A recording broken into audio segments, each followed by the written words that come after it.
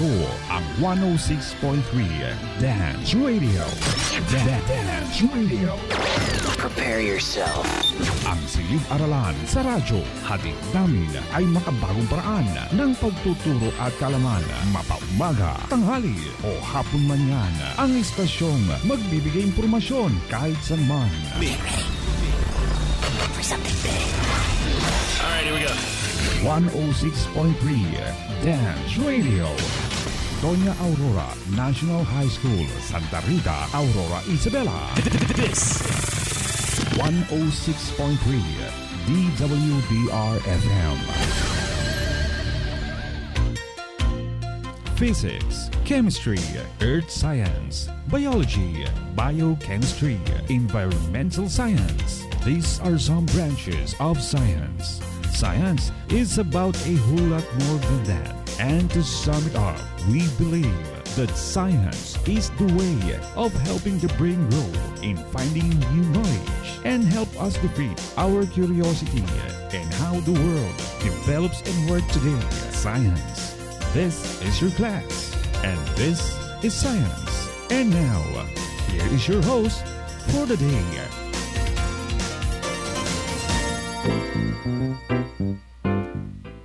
Ayan, isang magandang umaga po sa ating lahat. Welcome to Scientific Time. We are the team Shete from Grade 7 Science Teachers.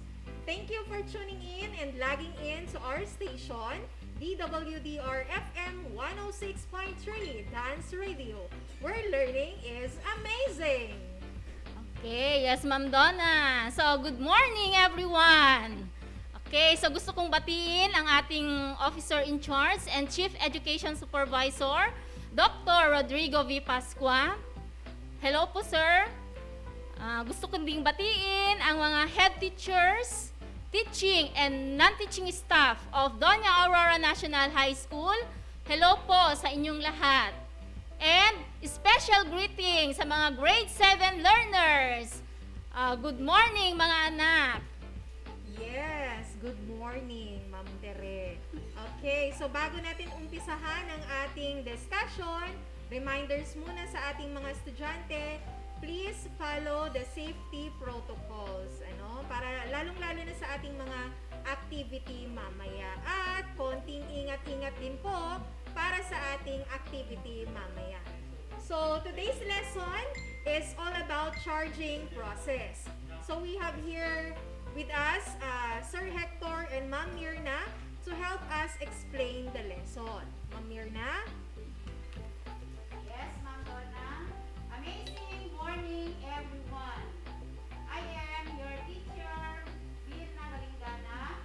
Shout out to my grade 7 Rizal and 7 Zamora. Happiness listening and viewing to all of you, my dear 7 learners. Okay, Ma'am Yana, a lovely morning to everyone. I am Teacher Hector Rosario, Science Teacher of 7 Bonifacio, Del Pilar, and Jacinto. Happy listening to all of you. Okay, so shout out din sa aking mga grade 7 learners, ang 7 Mabini, 7 Aguinaldo, and 7 Sulaiman. And gusto ko ding batiin ang mga estudyante ni Ma'am Rio, ang 7 Lapu-Lapu and 7 Luna.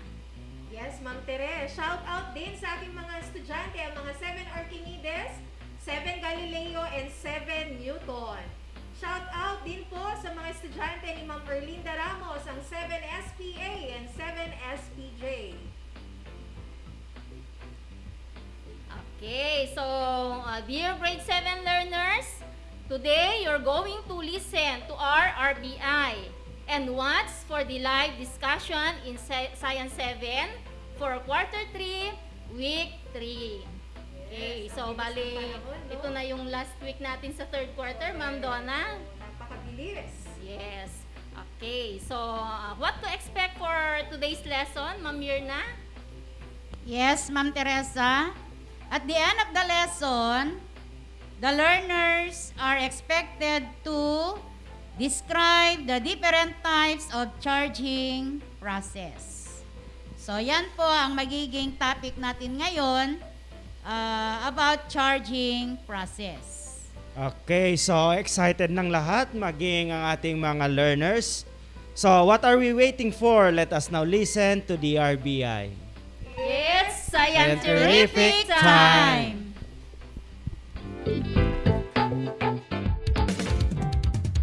Dance Radio, siniparalan sa radyo, atid namin makabago, paraan ang pagtuturo.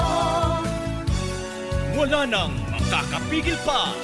Sulong Arangkada 106.3 Dance Radio sa Aurora, Isabela. Edukasyo'y susulong, basta't magtulong-tulong, sulong edukalidad. Dance Radio,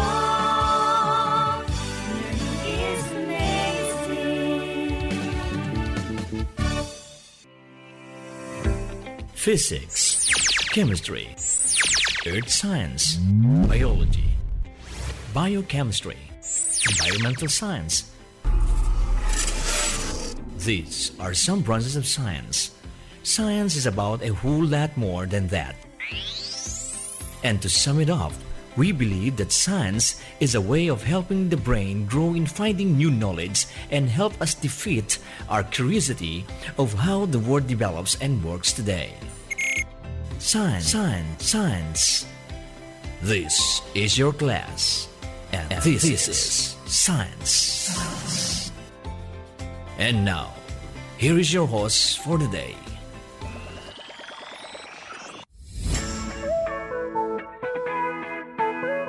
Good day, our dear listeners, especially our dear new normal learners of grade 7.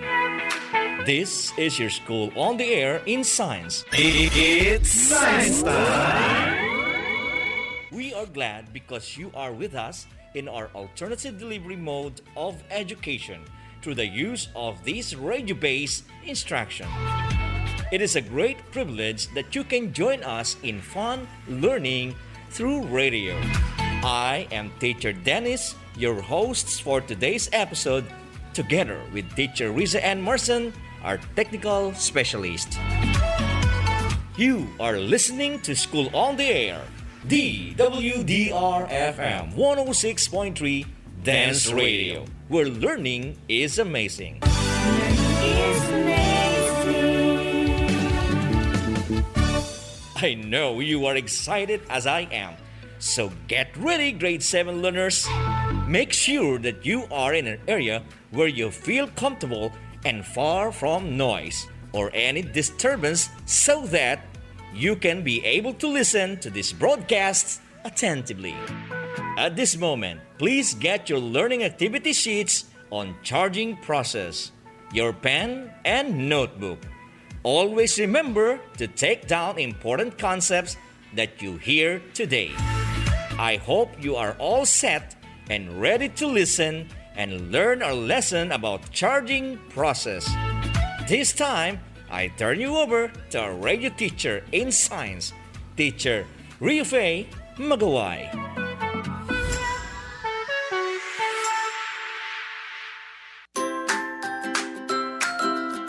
Wonderful day, our dear grade 7 learners. It's a wonderful world and a beautiful day.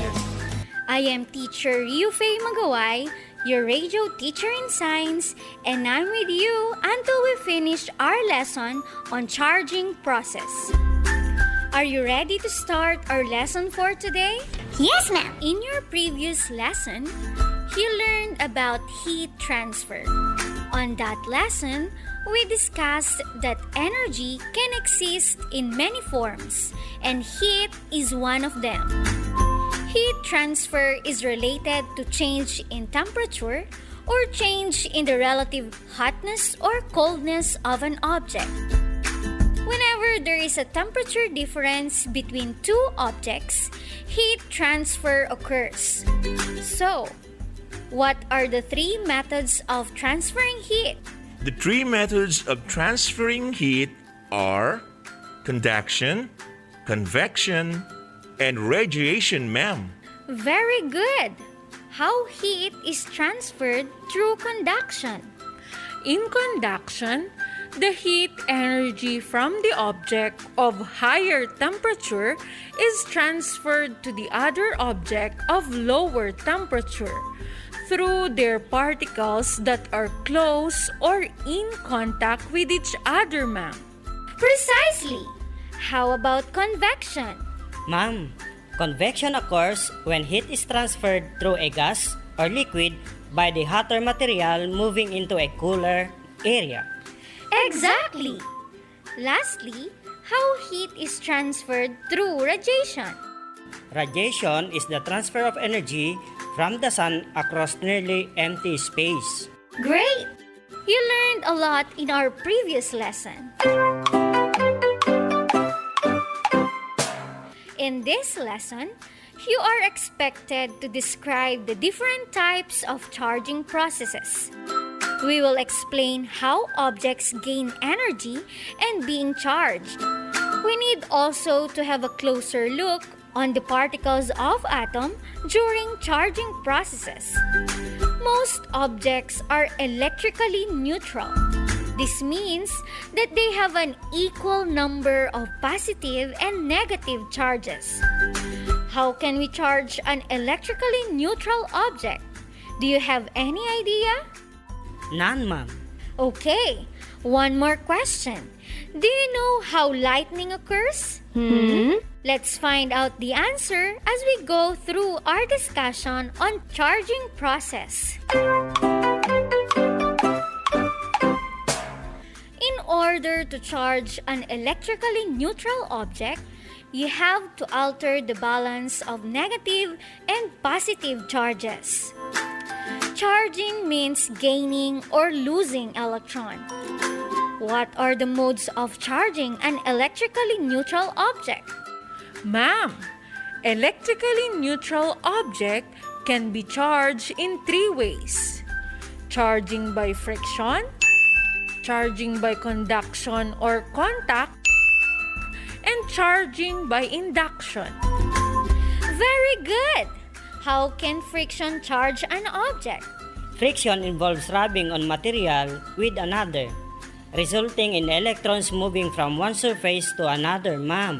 When we comb our hair during dry summer days, you can notice that the hair strands get attracted by the comb, right? Yes, ma'am. The comb and the hair are charged due to friction. After combing, the electrons from the hair are attracted to the protons in the comb. They jump into the comb because of attraction. When this happens, what is the net charge on the hair? Ma'am, the net charge on the hair is positive. Exactly. That is so because it loses some of its electrons after they get attracted to the protons of the hair. What is then the charge on the comb? The charge on the comb is negative, ma'am, because there were electrons that jumped into it. There are more electrons than protons, gaining a net charge of negative, ma'am. Great! Why do the comb and hair attract? The comb and hair attract because they have opposite charges, ma'am. Precisely. How can we determine the charge that develops on each object? Ma'am, we can determine the charge that develops on each object by tracing where the electrons came from and where it goes. The hair loses electrons because it has lesser electron affinity compared to comb. As a result of electron loss, it requires positive charge.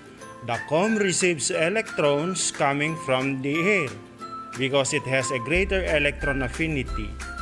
As a result, it acquires negative charge. Well said. A material losing electron is positively charged, and a material gaining electron is negatively charged. The amount of gained and lost electron is equal to each other.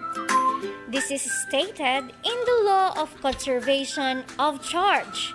that charges are neither created nor destroyed, but only transferred from one object to another in the form of electrons. In other words, we can say that charges of the system are conserved. What is the result of charging by friction on the objects? Ma'am, the two objects become charged with opposite type of charge, positive and negative. Splendid! For example, when we rub vinyl balloon with human hair, electrons transfer from hair to balloon. The balloon becomes negatively charged and the human hair becomes positively charged. What is charging by conduction or contact, and how does it occur? Charging by conduction or contact used to charge things that are good conductors, such as metal. When a charged object is touched to the conductive material, some of the negative charges from the charged object will be transferred to the neutral object, ma'am. Very good! What is conductor? Ma'am, conductor is a material that permits charges to flow freely within it. Example of which are metal objects like wires and rods, ma'am. Precisely! Look at the picture on page 1 of your learning activity sheets number 2. What is the charge of the rod? Negative, ma'am. Correct! What is the charge of the sphere? Ma'am, the sphere has no charge, meaning it is neutral. Impressive! What happens when the negatively charged rod touches the neutral sphere? When the negatively charged rod touches the neutral sphere, some of the electrons from the rod pass to the sphere. As a result, neutral sphere is charged by conduction, ma'am. Precisely! When a positively charged rod is touched to the neutral conducting sphere, some of the electrons from the neutral conductive sphere will move to the rod, which make the neutral conducting sphere positively charged when separated.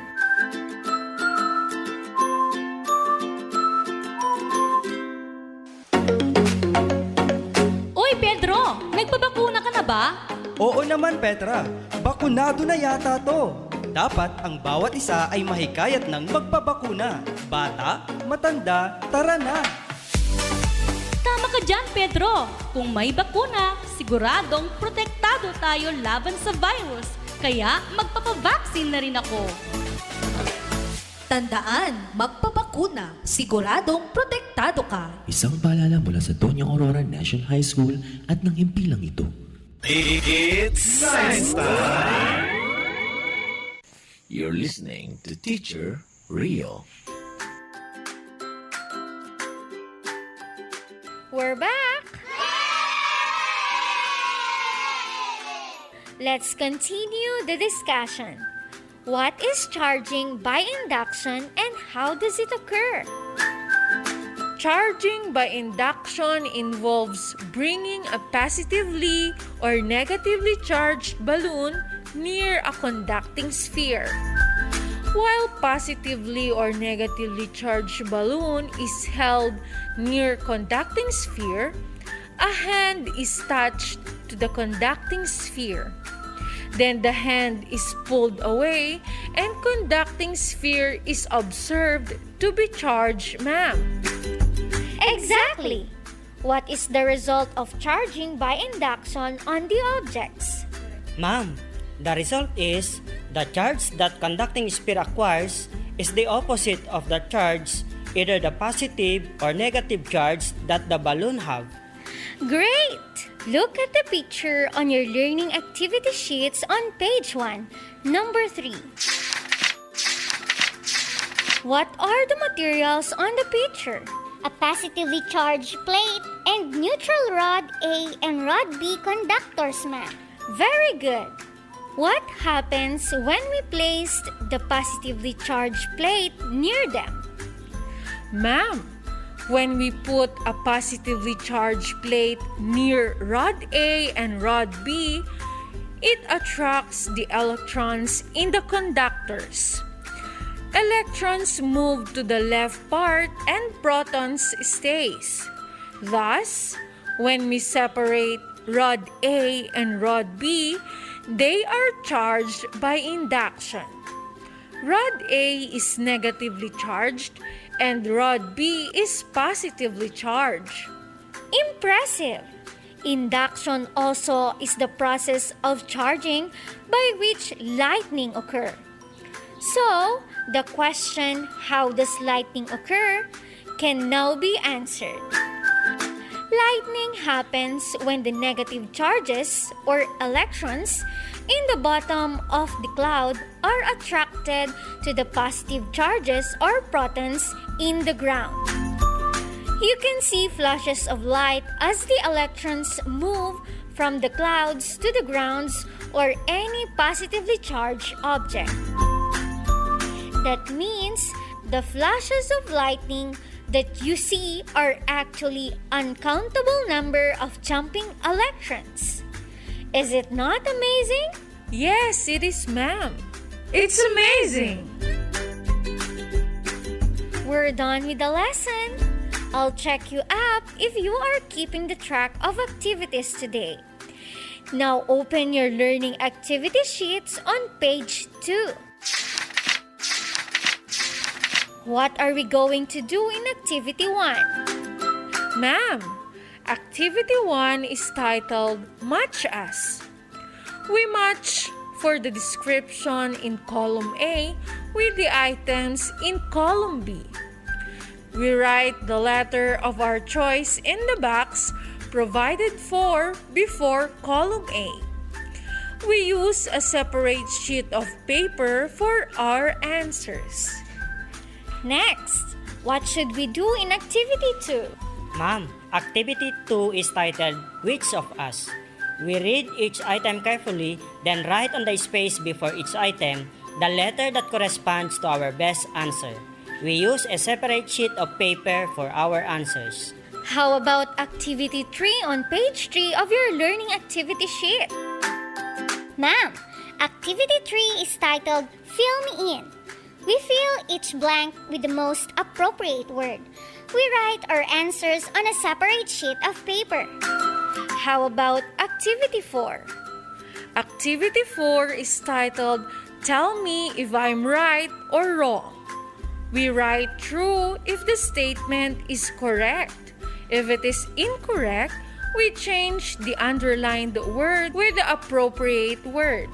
We write our answers on a separate sheet of paper. Let's answer number 1. Different objects are made of different types of atoms or combination of atoms. Is it true or false? You have 10 seconds to answer. I repeat. Different objects are made of different types of atoms or combination of atoms. Is it true or false?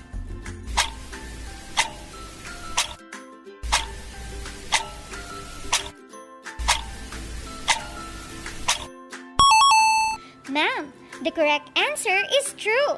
You are correct. All objects are made up of atom or combination of atoms. Let's have number 2. The presence of different atoms in objects provides similar electrical properties. Is it true or false? I repeat. The presence of different atoms in objects provides similar electrical properties. You have 10 seconds to answer.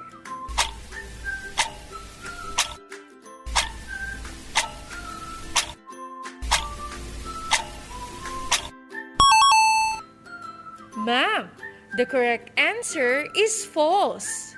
And the underlined word similar must be changed to different. Very good.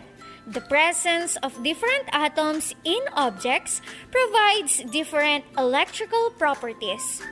For the remaining items, you may answer after this airing, including the rest of the activities in your most convenient time. Do not forget to answer the weekly validating questions attached to your learning activity sheets and give your reflection about the lesson.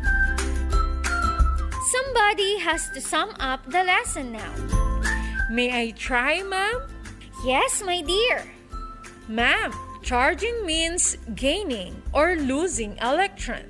Matters can be charged in three ways: charging by friction, charging by conduction or contact, and charging by induction. Describe charging by friction, conduction or contact, and induction. Charging by friction involves rubbing on material with another, resulting in electrons moving from one surface to another. Charging by conduction or contact uses conductors. When a charged object is touched to the conductive material and some of its negative charges will be transferred to the material. Charging by induction involves bringing a positively or negatively charged balloon near to a neutral conducting sphere. While positively or negatively charged balloon is held near conducting sphere, a hand is touched to conducting sphere.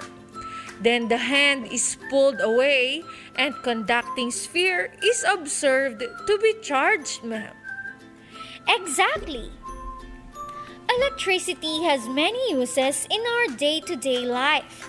It is used for lighting rooms, for turning fans, and for running domestic appliances like electric stoves, air condition, and more. All these provide comfort to people. In factories, large machines function with the help of electricity. That ends our lesson for this afternoon. We had just discussed the charging process. I hope that you have learned a lot from our lesson. I have a nice time spent with you. If you have question or clarification, kindly text or call your science teacher. That's all for today, and thank you for listening. Back to our radio host, Teacher Dennis Mendoza.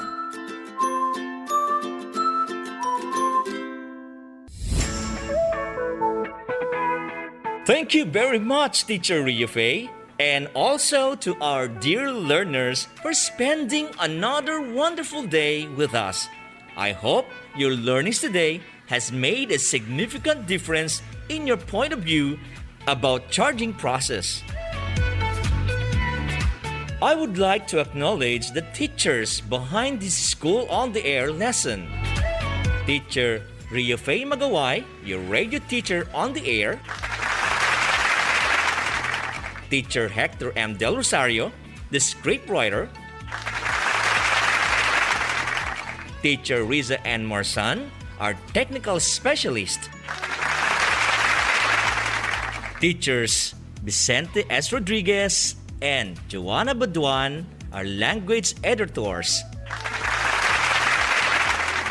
And Teacher Benjulu E. Paraiso, the content editor. Thank you very much. This is your radio host, Teacher Dennis, saying stay home and follow all health protocols for your safety. Bye!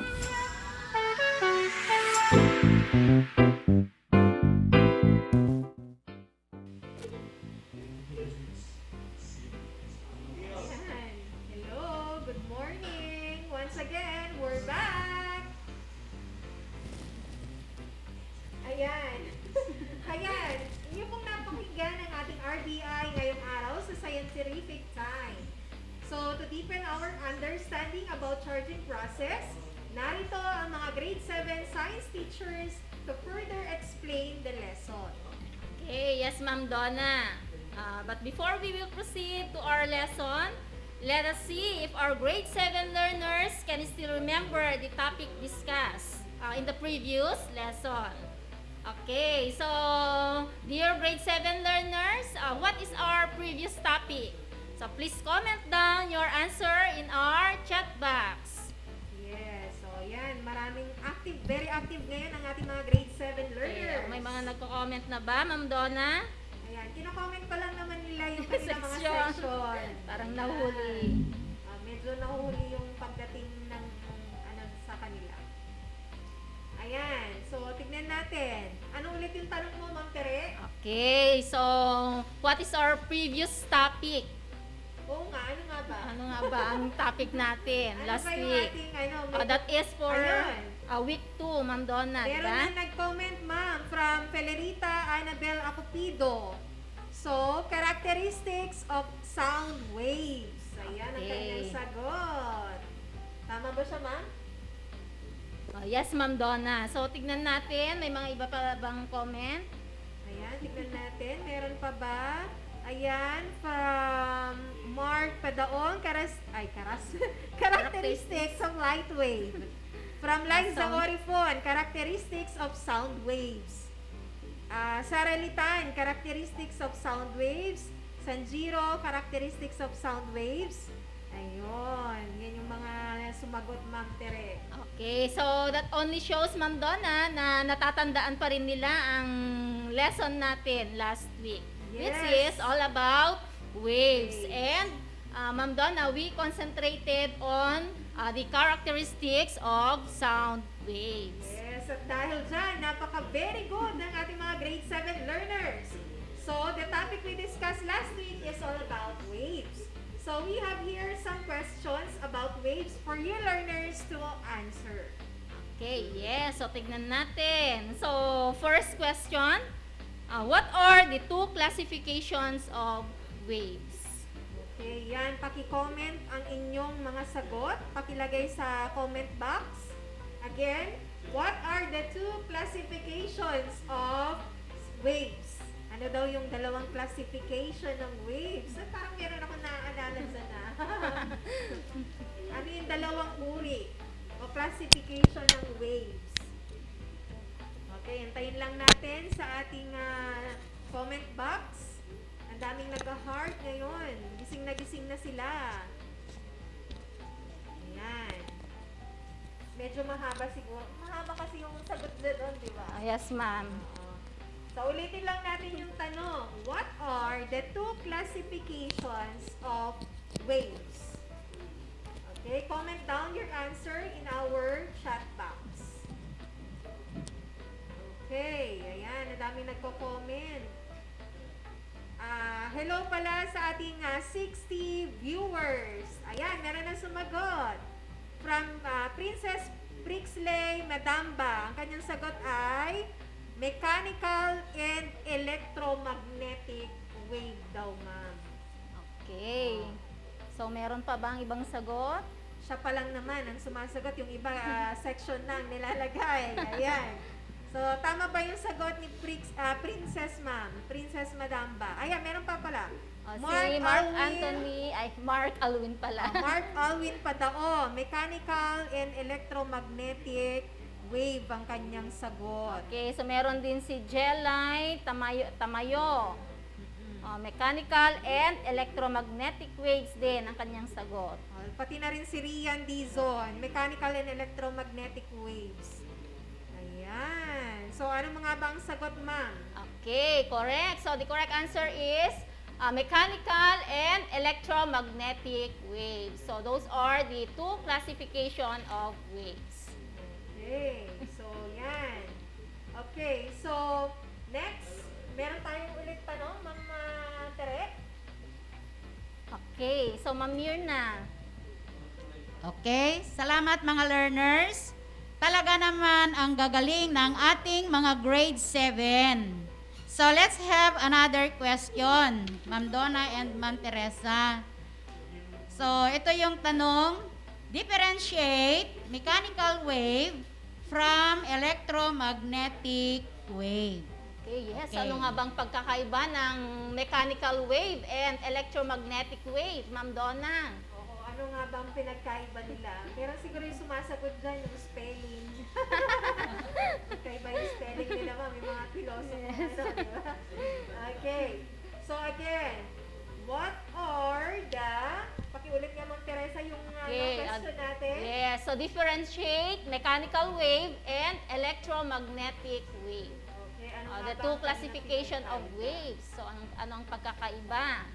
Anong ibig sabihin ng mechanical wave? Anong ibig sabihin ng electromagnetic wave? Yan. Medyo antayin lang natin yung ating mga learners kasi matagal ang pagdating ng... Mahina ba ang net, Ma'am Donna? Medyo mahina, ma'am eh. At saka kapag differentiating two things, medyo mahaba-haba yung kanyan. Medyo matagal mag-type. Yes, correct. Ayan, meron na sumagot, Sir Hector. From Mark Alwin Padao. 7 Sulaiman. Yes, from 7 Sulaiman. Mechanical wave needs medium to travel, while electromagnetic wave do not need medium to travel. Yun ang kanyang galing sagot. naman. Tama Talagang ba yun? nakinig. Yes, ma'am. That's correct. Okay, so, Mr. Padaong, meron kang tama. Parang mali yun. Wait, tama ka. Tama ang sagot mo. Okay, yes. O, tama. Kasi mechanical waves needs medium to travel, while electromagnetic waves do not need medium to travel. Correct. Ayan. Galing-galing naman ni Mark Padao. Okay. So, yes, Ma'am Donna. So, in our discussion last week, so that is week 2, we concentrated on one example of a wave, which is the sound wave. Di ba, Ma'am Donna? Yes, ma'am. Okay. And sound wave is considered as mechanical wave. Ngayon ang tanong, why is it that sound wave is considered as mechanical wave? Okay, so again, ba kino-consider natin na ang sound waves ay mechanical wave? Yes. Diba? So again, dear grade 7 learners, comment down your answer in our chat box. Okay. Ulitin lang natin yung tanong. Why is it that sound wave is considered as mechanical wave? Ayan ang tanong natin. Ayan, active yung ating mga learners. Ayan, tumaas na ang ating number of viewers. 67 na po. Sana umabot tayo ng 100. Ayan, 68 kasi sabi ko lang, diba? Gising na yung mga iba. Correct, gising na sila. Ayan, ayun, meron ng sagot, ma'am.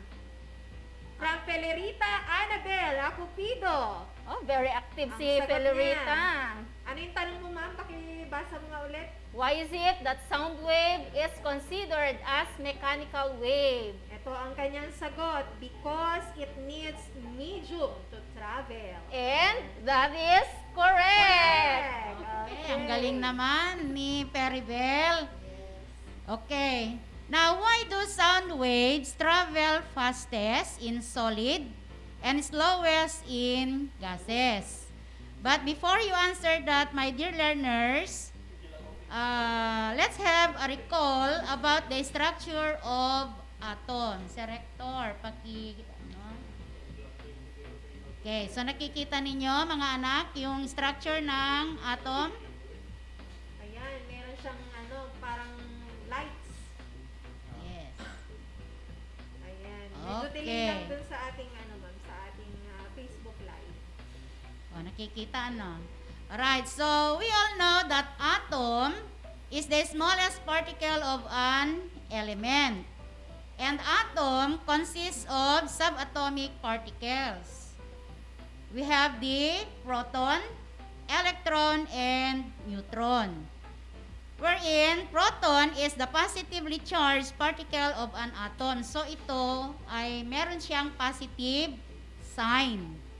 And electron is the negatively charged particle of an atom. Negative naman siya. Yun ang sign niya.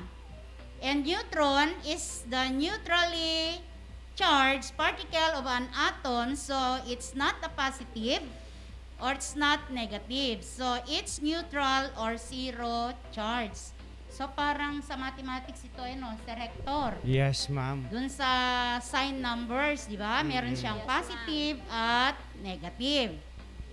Now, ang proton and neutron are in the center of the atom, making up the nucleus.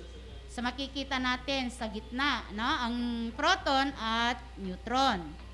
While ang electron, it's around the nucleus. So sabi natin kanina na ang atom, that is the smallest particle of an element.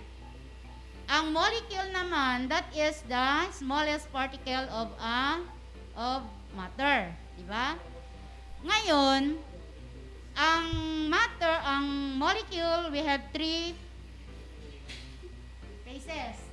Tama ba, sir? Yes, ma'am. 3 phases of matter. Okay, we have solid, liquid, and gases. Ngayon, itong tatlo na ito, magkakaiba yung arrangement ng kanyang particles. Ang solid, di ba, ay dikit-dikit sila. Compact. Yes, they are compact with each other. While liquid, medyo malalayo ng konti.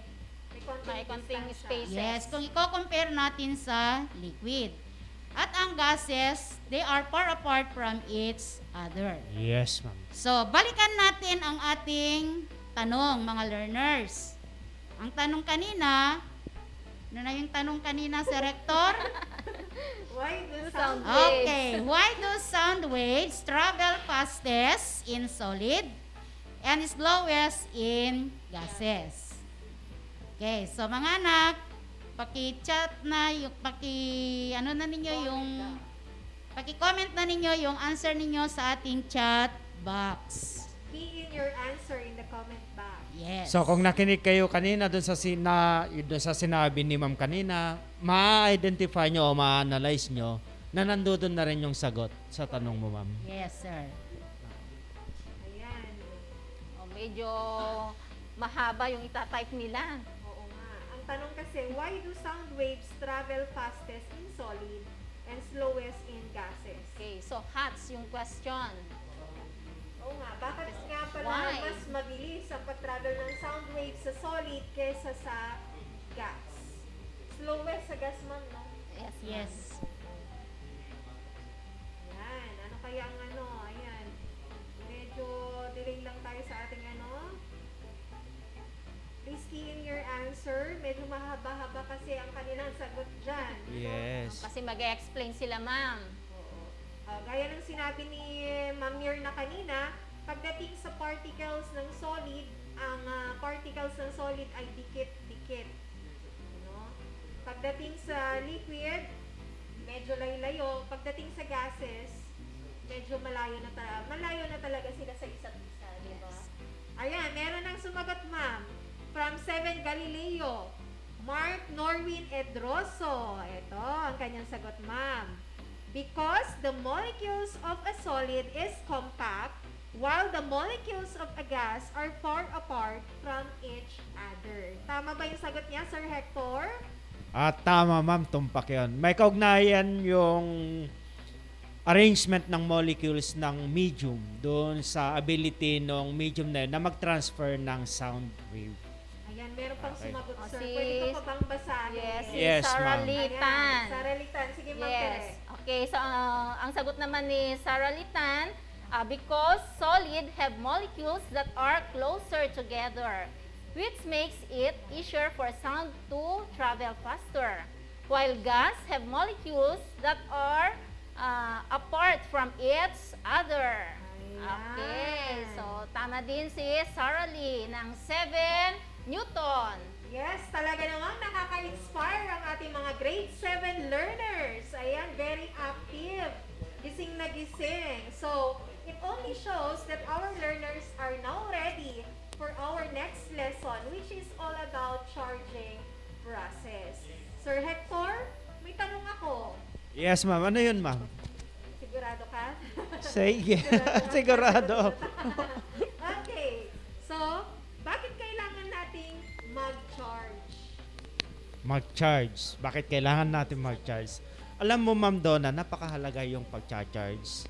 Halimbawa sa electricity, ang dami nating gamit na pinapagana ng kuryente gaya ng aircon, ng TV, cellphone at iba pa. Nasa computer age na kasi halos tayo. Halos ang gamit na natin ay china-charge na natin. So napakahalaga talaga ang pag-charge. Okay, tama ka, Sir Hector, na napakahalaga ang pag-charge kasi sabi mo nga, halos lahat ng ating gamit sa ating pang-araw-araw na gawain ay pinapagana ng kuryente or electricity. At ito ang dahilan na napapadali at napapagaan na ang ating mga gawain sa ngayon. Pero mga anak, kailangan din nating ang sapat na pag-iingat sa paggamit para maiwasan natin ang anumang sakuna. Sa Rector, Yes, paano nagcha-charge ang ating laptop? Kagaya ngayon, ma'am, yung laptop ko, china-charge ko, sinasaksak ko lang siya doon sa outlet. Then, okay, mayroon na kasi siyang battery pack. Ganun Yun. pala. Doon sa battery pack na yan, may mga cells siya doon. Then, yun yung na-charge, yun yung nagkakaroon ng charge. Na kapag tinanggal na natin yung charger natin sa ating laptop, still gumagana pa rin siya kasi meron na tayong charge battery. Yun yung capacitor na tinatawag. Oo, meron kasing capacitor ang mga gadgets natin. Hindi lang laptop ang mayroong capacitor, ma'am. Maging yung electric fan, maging TV, o anumang bagay na gumagamit ng kuryente. Yung battery, sir, ng mga sasakyan, di ba china-charge din yun? Paano? Yes, ma'am. Ang prinsipyo naman nun, ma'am, sa mga sasakyan, kapag tumatakbo yung sasakyan at pag nagagamit yung sasakyan, automatic nag-charge yung kanyang battery. Oo. Pero kapag ang sasakyan ay naka-stack lang, madi-discharge yung battery natin.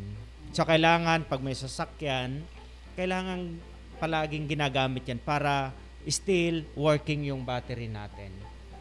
Ganun pala yun. Okay, so marami tayong natutunan kay Sir Hector. Yes, maraming nga. Maraming idea si Sir Hector about electricity. Okay, so Ma'am Mirna, may tanong ako dito. What are the different types of charging process? Okay, yes ma'am. Before we give the different types of charging process, may we define first charging process. Ano ba ang charging process? Yes. What is charging process? Di ba pag sinabi nating charging, meaning gaining or losing electron. So when we say charging process, collect energy from the sun through solar panel during insolation period of orbit. And this charging provides energy during out of sun periods or of orbit. So, there are 3 different types of charging process, ma'am. One, we have the friction. Number 2, conduction or contact. And the third is induction. So, yan po yung different types of charging process. Ayan, ulitin lang natin. Charging by friction, charging by conduction, and charging by induction. Okay, so yan yung mga charging processes. Ma'am Mirna, ano ang dapat namin maintindihan para lubos naming maunawaan ang proseso ng pag-charge? Yes, sir. Ang dapat nating maunawaan sa process ng pag-charge, una, dapat ninyong malaman na lahat ng bagay ay merong charge. Yan po yung una. Kapag pantay ang bilang ng proton at electron, neutral ang charge. So, ibig sabihin, kapag pareho yung positive, yung bilang ng positive, sa bilang ng negative, neutral ang charge. Para ma-charge natin ang isang bagay, dapat ibahin natin ang number ng electron sa proton. Ang electron, ang main actor dito kasi. So, loss or gain. Number 2, electron affinity ng object. Kung malakas ang electron affinity ng isang object, ibig sabihin nito, mahirap mawala sa kanya ang electron, kaya siya ang tatanggap ng electron o siya yung negatively charged. Kung mahina naman ang electron affinity nito, ang electron ay mawawala sa material. So, siya yung positively charged. So, in short, yung nagbigay, siya yung positively charged at yung tumanggap, siya yung negatively charged. Ay, ganun pala, ma'am. So, kapag nagbigay ako, anong magiging charge ko, ma'am, pag nagbigay ako? Ikaw yung Negative. negative. Kapag yung tumanggap ng ibinigay ko, siya yung magiging... positive. Ganun pala yan. Now I know, ma'am. Ma'am, how does charging by friction work? Paano nga ba gumagana to? Okay, tignan natin yung demo sa rector. Okay, sige, ma'am. So, let us have a simple demo. Ayan. Baba muna natin yung gamit natin, ma'am, kasi si ma'am magde-demo siya kung paano nga ba gumagana ang charging by friction. Okay, so meron tayong plastic cover. Ayan, may plastic cover at Meron saka... tayong tissue paper. Ayan, Ito, tissue paper. At meron tayong paper bits. Ayan, mga maliliit na piraso ng papel. Ayan. Magkakalat tayo dito sa rector. Oh, sige, ma'am. Hayaan mo lang. Okay, so when we rub the tissue paper with plastic, ito po. Ayan. So, irarab ni ma'am. Irarab ko yan. Tapos, we place the plastic cover near the small paper. Tignan natin kung anong mangyayari. Ayan. Ayan, sir. Nakikita nyo ba mga estudyante yung mga tumatalon na mga papel? Ayun. Okay, i-paside mo, ma'am, paside mo. Yan, yan. Okay, ayun. Kanina wala yung mga papel na yan. Yan. So, ano ba nangyari dyan, ma'am? Ba't naging ganyan? Okay. Ito ay dahil sa ang electron ng tissue paper ay nag-transfer sa plastic cover. Dahil mas malakas ang electron affinity ng plastic cover kaysa sa tissue paper. So, ang dalawang materials ay parehong nag-charge. Ang tissue paper ay naging positive at negative naman ang charge ng plastic cover. Okay. So, ganun pala. Dati kanina, ma'am, nung hindi mo pa rinab yung tissue paper, nung linalapit natin yung plastic dito sa mga malilit na piraso ng papel, hindi naman lumundag, ma'am, yung mga malilit na piraso ng papel. Hindi, sir. Pero nung rinab mo, kasi pag nag-rub tayo, nag-create tayo ng friction, ma'am, di ba? Yes, sir. Nung rinab natin, and then linapit uli natin, ngayon nagsisilundagan yung maliliit na piraso ng papel papunta sa plastic cover. Yes, Yan yung sir. pinapaliwanag kanina ni ma'am na may kaugnayan sa electron, yung paglilipat ng electrons. Sabi niya kanina, para may charge natin yung isang bagay, kailangan natin ibahin yung number ng electron sa kanyang proton para ma-charge. So, in this case, nangyari ngayon. Yes, sir. Na-charge yung dalawang object. Okay, yung plastic at saka yung tissue paper. Okay. So, ganun pala, parang magic lang, ma'am, ano? Yes, sir. No. Sa ating mga estudyante kaya, ma'am, kaya nilang gawin yan? Yakang-yakan nila yan, sir. Kayang-kaya nila yan. Kaya ba nila yon, ma'am? Yes, sir. Ang gagaling ng ating mga learners. Oo. Mahilig sila sa mga discovery, Mm-mm. or yung experiment. Mahilig sila mag-experiment. Correct. Ayan. Balita ko, ma'am, meron yatang magde-demo din ng mga estudyante natin ng ganon? Yes, mamaya, sir. Oh, mamaya. After the second demo siguro, sir. Oo, sige. So, ano yung second demo natin, ma'am? Okay, we have another example sa about friction, sir. So, ito, yung balloon. ito, gagamit naman ngayon tayo ng balon. Ano gagawin natin, ma'am? Palulubo? Okay. Yes, palubuin muna natin yung balon kasi Okay, wala namang yes. panyan kanina, no, sir? Patapos, So, ma'am? then, we will rub the balloon with our hair. Here. Oh, Okay. sige, i-rub Tingnan mo. mo, buhok mo, medyo sir, ha? sticky, May gel ba yan? sticky yung gel ko, ma'am. Baka naman pumutok sa pag sa ulo ko to rinab. Kasi Sa buhok ko. Kasi naka-gel ako, ma'am. naka-gel Eh. si Sir Hector, kaya siguro Oo. hindi pwede yan. Okay, ako na lang. Ay, sige, ma'am. Sige, ma'am. Ako talagang imomodel ko tong buhok ko, ah. Yes, ma'am. Yes, ma'am. Ay, ilapit muna natin, ma'am, kung Ay, oo nga, no. meron bang lumalapit na kon, ma'am, na malilit na papel. Wala, sir. Wala silang nakikita. Pakita mo, sir, para maniwala sila. Pakita Oh, yan, mo yan, sa yan. camera. Okay. Yan. Walang papel. Okay. Wala din, wala. Wala ding glue yan, ah. Wala ding glue. Okay, wala din. Okay. So, ngayon, ang gagawin ni ma'am. Subukan mo nga idikit, sir, sa buhok ko. Okay. Oh, wala. Wala Wala. talagang glue. Oh, wala, ano. Oo. So, ngayon, i-rub natin ito Sa buhok ko. Yes, ma'am. Kasi ito, sir, naka-gel. At saka kung ma'am, mas maganda kasi yung performance ng buhok mo ngayon. So, bagong gupit si Ma'am Oo. Mirna. Model yan. Oo. Ayan, nagulo na yung buhok. Oh, nagulo na. Oh, yan. Oh, yan. Parang merong ano. bakit? Meron? Meron kayong nakikita? Oh, meron, meron. Yes, ma'am. Umaangat na buhok. Umaangat. Sige, ma'am. Sige. Ikaw kaya, sir, ang mag-rub. Ay, Oh, diba? okay. Oh, sige. Okay, titignan natin. Oh. Yan, meron. Medyo patagalin mo, sir. Yan. Yan, ipatagal natin. Dapat, ma'am, nag-conditioner ka, ma'am, ano? Oo nga, sir, di nakalimutan ko. Sana hindi. Okay, tignan natin. Okay, oh, meron. Okay. Pero tignan na nga din natin dito. Sa paper beads. Sa paper beads, naubos. Marami yata nga na yan. Oo. Bakit mo nirarab, sir, sa buhok ni ma'am para...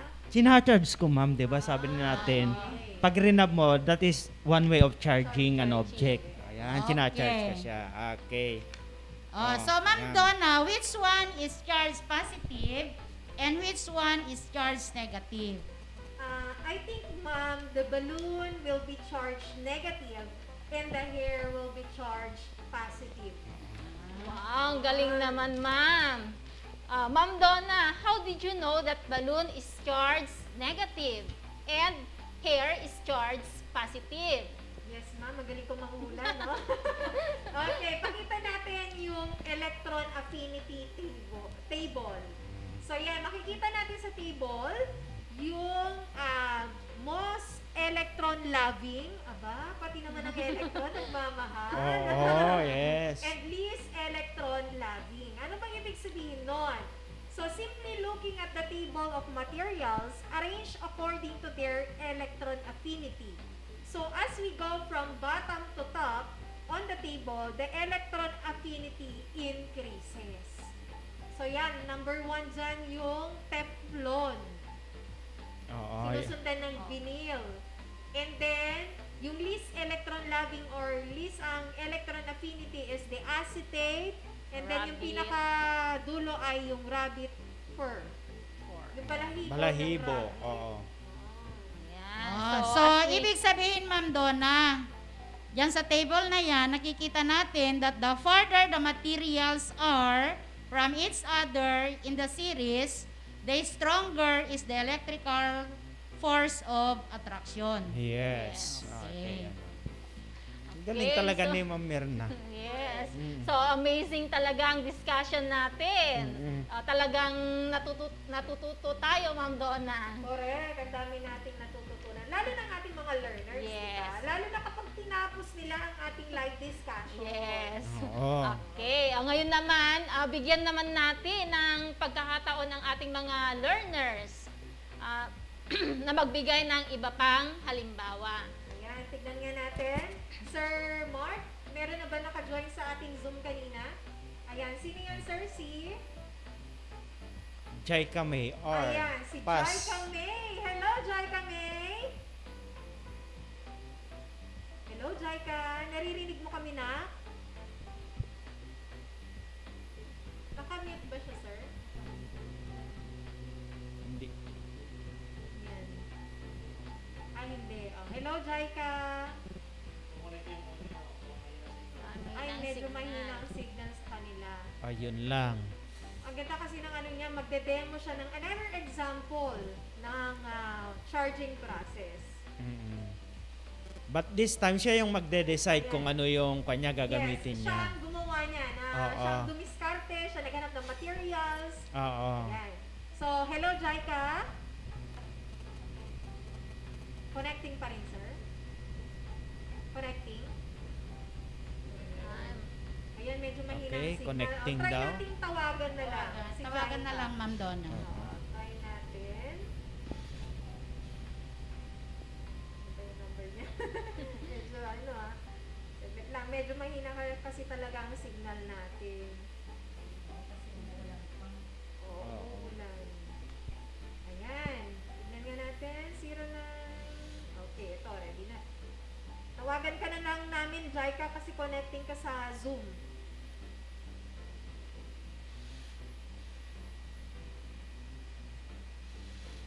May load ba ito, ma'am? Oo. Naririnig? Hello, Jaika? Hello po. Sir, naririnig siya? Ayan. Jaika, ready ka na ba, anak? Medyo mahina ang signal mo dyan sa inyo. Hindi naman po. Ah, hindi. Pero baka dito sa amin ang mahina, no, nak? Okay, anak, through call na lang tayo, via call. So, i-describe mo na lang, identify mo yung materials, and then, i-identify mo din yung mga steps na ginawa mo, and then, ano yung mga observation mo dyan sa iyo experiment. Okay? Ready ka na ba, anak? Opo. Okay, ready ka na. Okay. Naka-open ba yung camera ni Jaika? Naka-open yung camera mo, nak. Paki-open na nga lang. Jaika, anak. Hello? Naka-connect ka pa rin sa... Jaika, hello? Baka hindi naka-open yung camera niya. Anak, yung nga. naka-open ka pa rin sa Zoom, di ba? Opo. Open mo na lang yung cam mo, tapos dito na lang ang audio mo sa call. Kaya? Sige, anak. Ayan. Diba? Mag-iskarte. O yan. Ayan, si Jaika. Nakikita na siya. Ready na si Okay. Jaika. Okay, Jaika, go. When wrapping styrofoam with a paper, some electrons from the paper get transferred to the styrofoam. Therefore, the styrofoam acquires a net negative change because it gains an excess of negatively charged particles and the paper acquires a positive charges. Ayan. Wow, very good, Jaika. Galing-galing naman. So, ang ginamit ni Jaika ay papel at Styrofoam. So, gumamit siya ng dalawang bagay. So, kiniskis niya, pinagrab niya yung dalawang bagay. And then, based dun sa ating diniscuss, ay na-identify niya kung anong nangyari dun sa kanyang experiment. Ayan. So, ang gagaling naman ng mga learners natin. Yes, thank you so much, Jaika. At sana lagi kang willing na maki-join sa ating discussion at willing ka pa rin matuto. Ano, anak? Okay? Thank you, Jaika. Okay, ayan. Galing-galing naman ni Jaika. O, diba? Ayan, naka-zoom na siya, naka-via call pa. Oo, okay. Ayan. So, yun yung kanyang experiment, Ma'am Mirna. Anong tawag Yes, natin ma'am. doon? Charging by? Friction.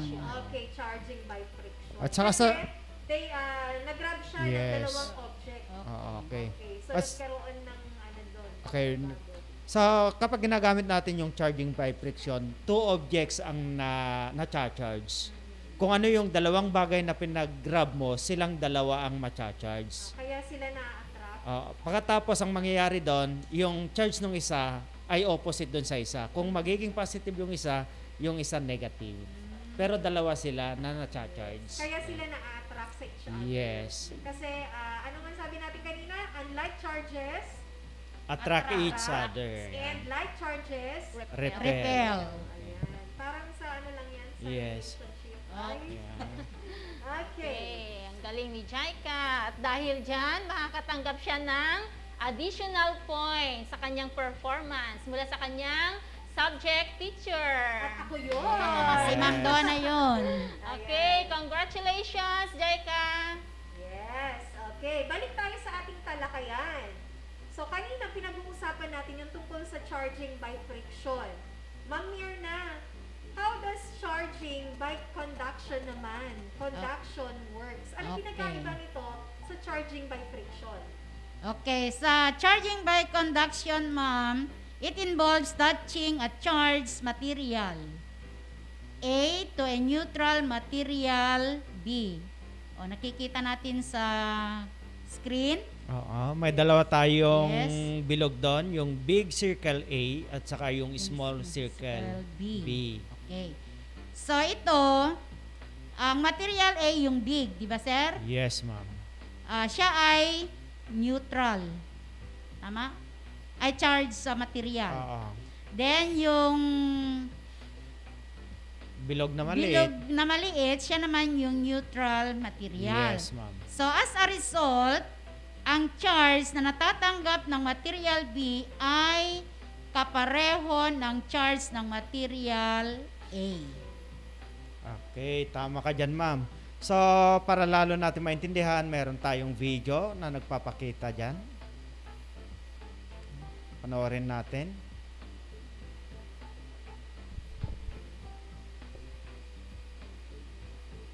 And that is all about charging by Conduction.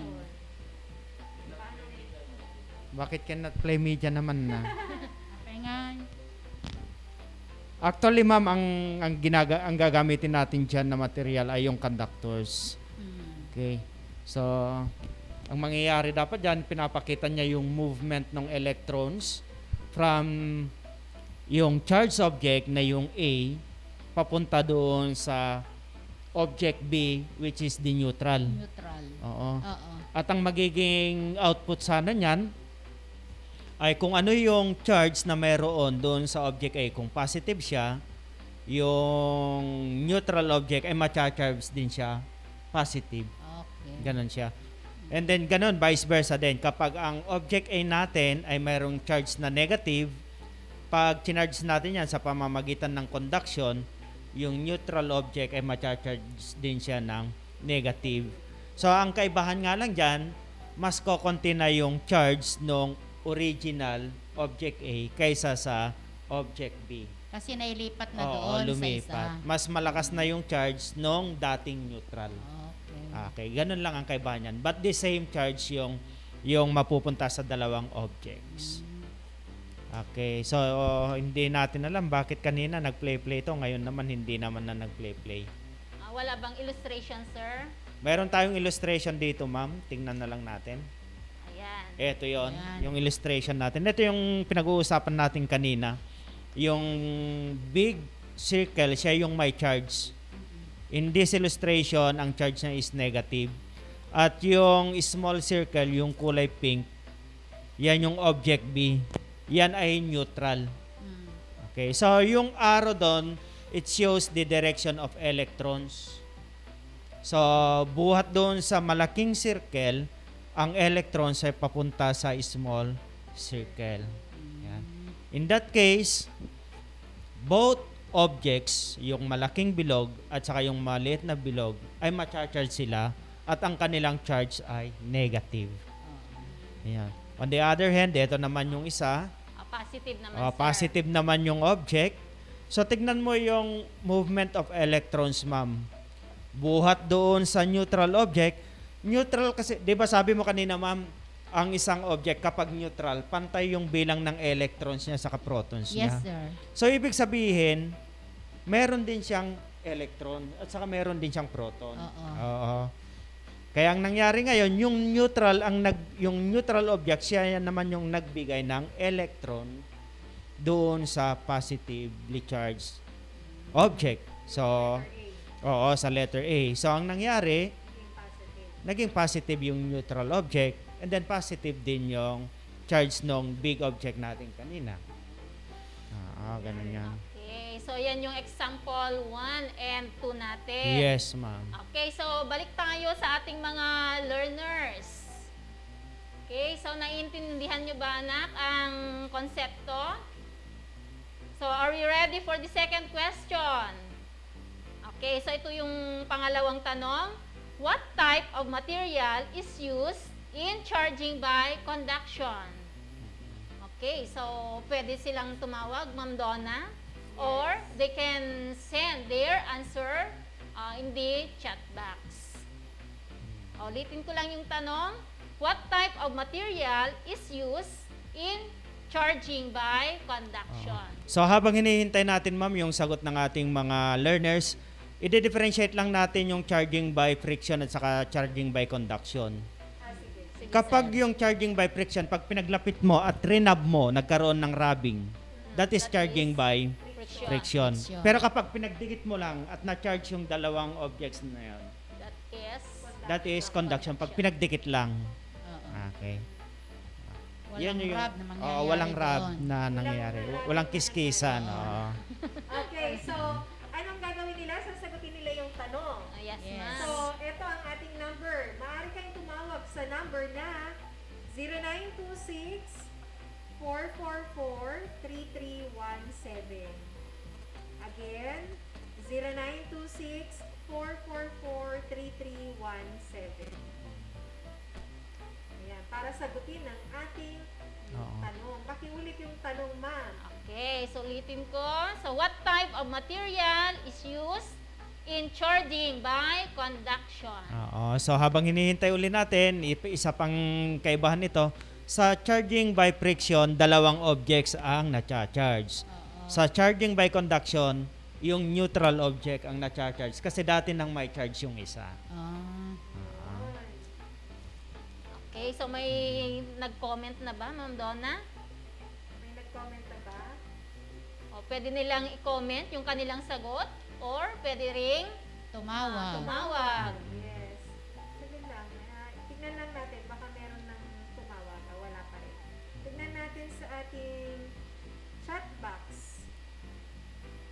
What type of material is used in charging by conduction?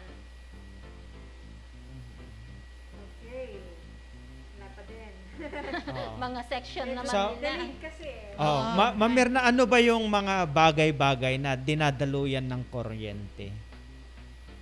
Oo nga. Anong tawag natin doon? Oo. Bagay ba? Ay, conductors, sir. Ay, conductor. So, Yes. yung mga metals, ma'am. Yes, sir. Parang sa mga wires. Oo, sa mga wires. Okay. One example of conductor is wire. Oo, yan. Paano naman yung mga bagay na hindi pwedeng daluyan ng kuryente? Anong tawag natin doon? They are called insulators. Yes. Just like plastic, Ma'am Donna, di ba? Yes, rubber. Kaya yung wood. mga wire natin, meron siyang rubber. Oo. Para hindi tayo makuryente. Ang ginagawa kasi ng conductor, ina-allow niya yung transfer of electrons from one object to another object or from one particle to another particle. Yes. Ang insulator naman kasi, ang ginagawa niya is prevent niya yung pagtra-transfer ng electrons from one object into another object or from particle to another particle. Ayan, So, meron yun. na pong sumagot. Saglit, balikan lang natin. Medyo natabunan eh. Ang dami na pala. Ayan, from Felerita Annabel Acupido. Ang sagot niya ay neutral object. Tama ba siya, Ma'am Teresa? Meron pa dito. Meron pa bang ibang sagot, Ma'am Donna? From Princess Madamba Rad and neutral sphere. Tapos yung isa naman, tignan muna natin yung mga sagot ninyo ha. From Nicole, ano to? Mamaba ng Neutral. 7 sining. Yes, neutral object. From Jelay Tamayo, neutral object. From Santino Benico, the same neutral. Mark Padaong, neutral. Jelay Tamayo, neutral. And And anong windshield, De La Peña neutral, Planas neutral, ayan, nagiging active na sila. Precious Virgo neutral. And ano pa ba? Santino Benico, the same neutral object. Ayan, ang kanilang mga sagot. Joseph Gonzalez, neutral object. At marami pang iba. Anong tamang sagot, Sir Hector? Okay. So base kasi sa ating examples na in-explain sa kanila, di ba sinasabi natin neutral object? But actually, yan ay mga conductors yan. Neutral objects sila, pero conductors din sila at the same time. So tama yung mga sinasabi nila from neutral object. Kasi mga conductors din yung mga ina-explain natin. Pero ang proper term sana na gusto nating marinig ay mga conductors. Yes. So, the type of material that is used in charging by conduction are conductors. Conductors. Yes. Okay. Ang medyo na naman nila kasi yung neutral. Ang conductors kasi neutral object din. Yes, sir. Okay, so yan. So, we finish now the first two charging processes. So let us now proceed to the last, which is charging by induction. Sir Hector, how does charging by induction work? Yes, ma'am. Tignan nga natin dito para baka sakaling pwede niyang may play. Yan. Panoorin muna natin to. Positive charge, while the silk cloth acquires a negative charge. So, ang pinapakita niya muna, ma'am, ay yung charging by friction muna yan. When a neutral sineset ko kasi kanina to para hindi malampasan yan. The energy spent in rubbing is utilized to remove the outermost electron from the atoms. The glass rod nakikita mo ba, ma'am, yung electrons na nawala? Due to the deficiency of electrons, the atoms of the glass rod develop positive charge. These electrons are gained by the silk cloth. Due to excess of electrons in the atoms of the silk cloth develops negative charge. Similarly, when ebonite rod rubbed against fur, ebonite rod acquires a negative charge, while the fur acquires a positive charge. Charging by induction. Induction naman Figure yan. A shows an uncharged metallic sphere supported on an insulating rod. A negatively charged plastic rod is brought close to the sphere. Free electrons in the sphere move away from the plastic rod due to repulsion. Nakikita mo ba yung movements ng at the other end of particles, the ma'am? sphere. Yes, sir. The near end becomes positively charged due to the deficit of electrons, and the other end becomes negatively charged due to the excess of electron. When the negative side of the sphere is connected to a conducting wire which is earthed, the electrons flow to the ground, and the positive charge remains there due to the attractive force of the external charge. When the external conductor is removed, the positive charge remains in the sphere, making it a positively charged object. When the plastic rod is removed, the positive charge gets distributed uniformly over the sphere. Similarly, if a positively charged plastic rod is brought closer to a sphere, the free electrons in the sphere will move closer to the plastic rod, and positive charges accumulate at the other end.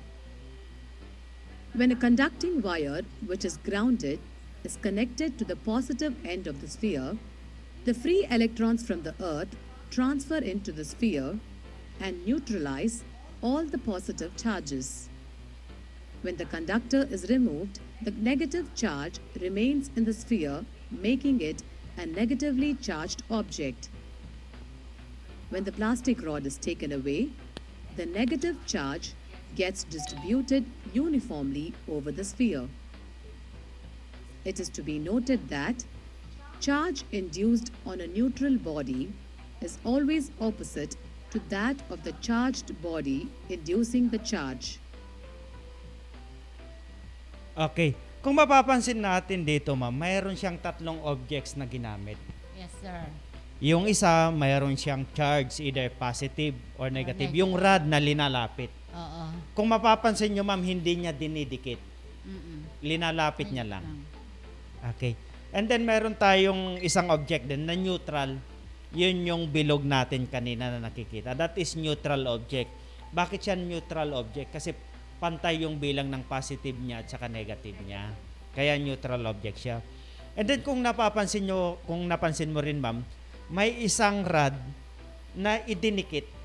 Oo. Papunta sa ground. And then dinikit siya doon sa neutral object kanina. Oo. Okay. So yun yung three objects na meron doon. So yun yung process of conduction. So nung linapit yung object na mayroong negative ang charge, ano ang nangyari doon sa bilog kanina, sa neutral object? Nagkaroon siya ng charge na positive. So, opposite sila. Pag negative yung charge na linapit doon, and then yung neutral object, ma-charge siya positive. Kabaliktaran niya lang. And then, kapag naman gumamit tayo ng positively charged object para i-charge yung neutral object na yan, yung neutral object na yan ay, ang magiging charge niya ay negative. And then dapat din natin bigyan ng focus din yung kinabit, yung neutral, yung ground niya yun, ma'am eh. Ground niya yun. So, yung ground pwede siyang maging source ng electron or pwede siyang maging sink ng electron. So, pwede siyang imbakan ng electron, pwede rin siya yung magiging source ng electron. Kagaya yung nakita natin kanina. 'Di ba, ma'am, nung linapit natin yung rod na may charge na negative, nagkaroon ng polarization. Ano yung polarization yun? Even though hindi sila magkadugtong, hindi niya dinikit, nagkaroon pa rin ng attraction of unlike charges. Yung positive na attract doon sa negative. 'Di ba? And then nagkaroon ng groupings ng charges. Doon sa kabila, puro positive. Doon sa kabila, puro negative. Kanina, di ba, ma'am? Kaninang dinikit natin yung rod, yung ground, yung electrons, nagpunta doon sa ground. Di ba, ma'am? Ganon ang naging senaryo kanina. And then, nung isa naman kanina, nung meron tayong positive na object, inilapit uli natin sa neutral object, nagkaroon uli ng polarization, yung mga negative charges, lumapit siya doon sa corner ng rod. And then yung iba naman ay nandun sa other side ng object. Kaya nung dinikit yung ground, ang nangyari, hindi niya kinuha yung positive, kundi nagbigay siya ng electrons doon sa neutral object. Okay, ganun yung nangyari kanina. Okay, so sa kabilang banda naman, sir, kung gagamit tayo ng negatively charged material, at pag inilapit natin ang material sa neutral material, magkakaroon ng polarization. Sabi mo kanina. Polarization. So, ang positive charge ng B ay ma-attract sa negative charge ng material A. Yes, ma'am. Sa opposite side ng material B, may ipon ang negative charge. Di ba? Pag hinawakan ang side kung saan naroroon ang mga negative charge, ang mga negative charges ay magmumove papunta sa kamay. Yan. Yes, ma'am. Okay. So, ito yung tinatawag na law of conservation of charges. Anong Which means, yes, ma'am. Charges cannot be created nor destroyed but can be transferred from one material to another. Yes, so nalilipat lang, ma'am. Yes, so the total charge in a system must remain constant. Nililipat lang siya, di ba? So hindi siya nababawasan, hindi rin na dadagdagan na. Okay, nalilipat lang. So, ayan mga anak, natapos na natin talakayin ang 3 types of charging process. So, what are the things that we should remember para maiwasan natin ang anumang sakuna? Yes. Una, Related sa sa pagcha-charge.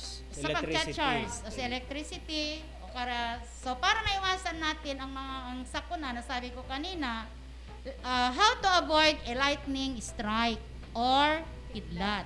Okay. Parang ang hirap, no? Parang Diba? hirap siyang ano. May mga nababalitaan ba kayo na natatamaan ng kidlat? Yes, Yes, ma'am. Yes. Okay.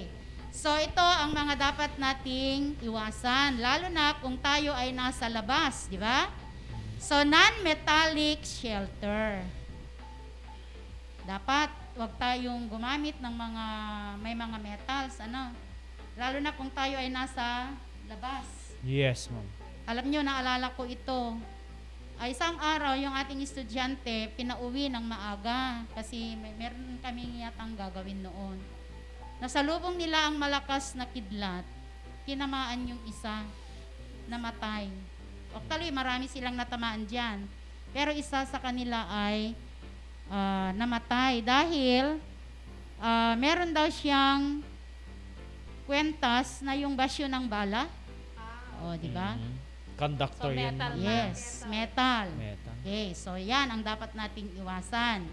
Another, insulation from the ground. Then, avoid tall or metal structure. Alam nyo, sabi nila, pag kumikidlat daw, wag kang pupunta sa mga malalaking puno. Lalo na kung nasa open area ka. Then, stay dry. Tapos, crouch but don't lay down. So, yuyuko ka. Yuyuko ka, huwag kang hihiga. Tsaka isa pa, sabi ng mga matatanda, huwag daw tayong pupunta dun sa may tubig. Yes. Oh, di ba? Isa rin 'yun na tinatamaan ng kidlat. Okay, so yan ang mga tips para maiwasan natin ang tamaan ng kidlat. Tama ba na sir yung huwag tayong gagamit ng cellphone kapag kumikidlat, gano'n? Oh, yes, ma'am. Kasi nag-i-emit ng yung cellphone natin ng signal. Oo. Pwede siyang dumaloy doon. Oo. Okay, sige, yan. May radiation. Okay, so tama ka dyan, Ma'am Mirna. Atin naman ngayong tawagin si Sir Hector para sa summary ng ating lesson. Okay, for the summary of the lesson, so charging means losing or gaining electrons. And then we have three types of charging processes. These are the friction, conduction, and induction. Okay.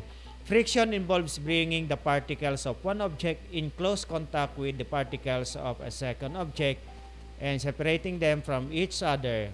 As a result, two objects become charged with opposite type of charge. Charging by conduction involves touching a charged object to a neutral object.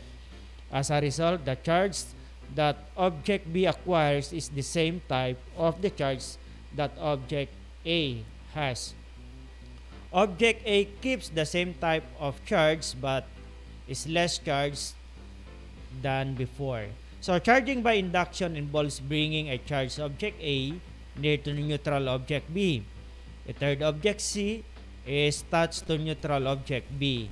The neutral object B is charged. Then as a result, the charge of the neutral object B acquires is the opposite of the charge that charged object A has. Sa yun na kanina, yung summary natin, na-explain na rin natin kanina yan. Di ba, Ma'am Donna?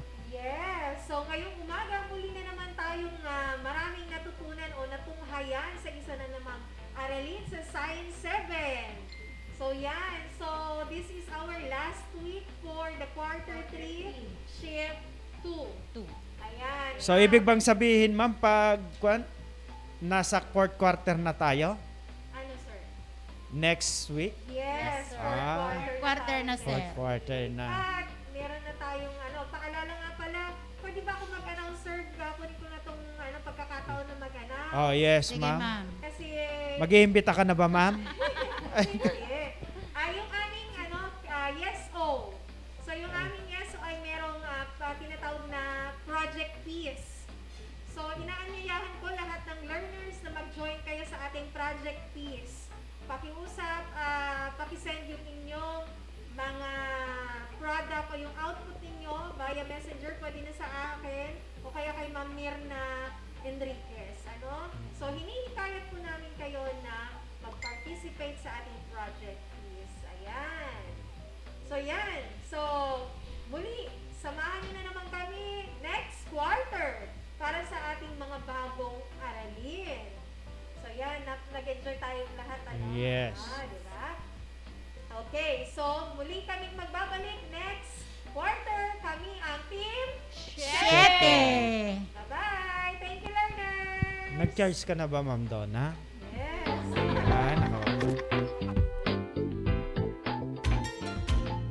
Physics, chemistry, earth science, biology, biochemistry, environmental science. These are some branches of science. Science is about a whole lot more than that.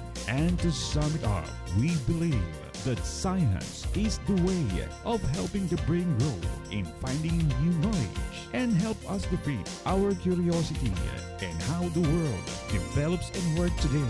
Science.